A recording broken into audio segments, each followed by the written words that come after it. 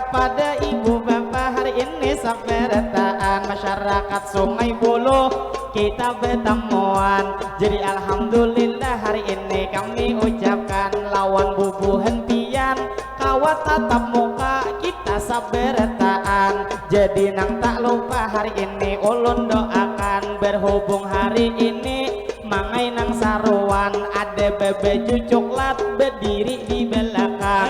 Kalau nya dilihat kakaknya betianan.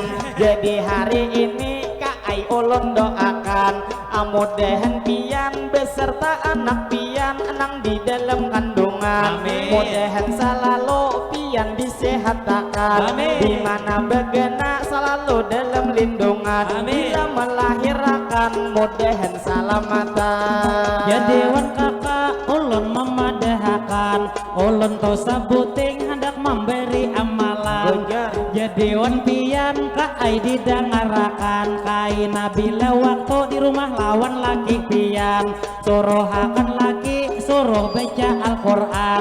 Itu pangka ai surah nang Maryam kaina dibaca akan oleh laki pian. Bila sudah dibaca kaparut ditiupakan insya Allah berena kaina pian murahan.